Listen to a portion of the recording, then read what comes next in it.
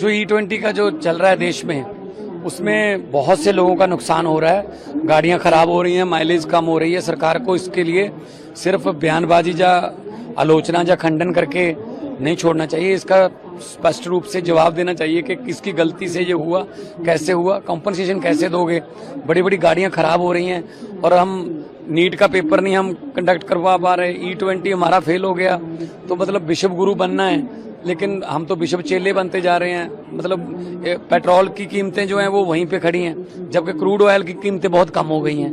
तो एक बार जो कीमत सेट हो जाती है पब्लिक के लिए, कहते हैं बस अब पब्लिक को आदत हो गई है, इससे कम मत करना और ही बढ़ाना है। तो लोगों को भी याद हो गई है कि कम तो होगा नहीं, तो इसलिए तेल की कीमतें कम होनी चाहिए देश में। जालंधर जा रहे हैं चुनाव से ठीक पहले की वेलकम करेंगे जी उनका। कोई रेलवे स्टेशन का उद्घाटन है तो वेलकम करेंगे, वहाँ पे स्वागत करेंगे। देखें आज जो E20 का जो चल रहा है देश में, उसमें बहुत से लोगों का नुकसान हो रहा है। गाड़ियां खराब हो रही हैं, माइलेज कम हो रही है। सरकार को इसके लिए सिर्फ बयानबाजी या आलोचना या खंडन करके नहीं छोड़ना चाहिए। इसका स्पष्ट रूप से जवाब देना चाहिए कि किसकी गलती से ये हुआ, कैसे हुआ, कॉम्पनसेशन कैसे दोगे।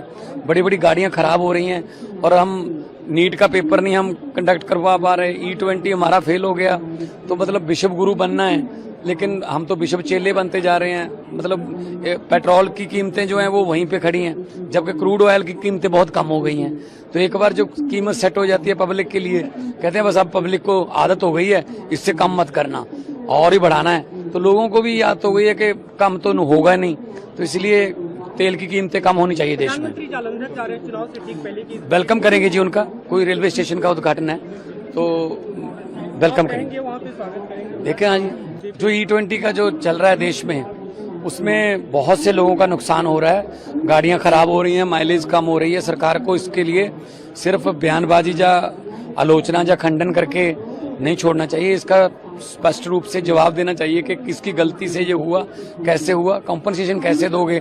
बड़ी बड़ी गाड़ियां खराब हो रही हैं और हम नीट का पेपर नहीं हम कंडक्ट करवा पा रहे। E20 हमारा फेल हो गया तो मतलब विश्व गुरु बनना है, लेकिन हम तो विश्व चेले बनते जा रहे हैं। मतलब पेट्रोल की कीमतें जो हैं वो वहीं पे खड़ी हैं, जबकि क्रूड ऑयल की कीमतें बहुत कम हो गई हैं।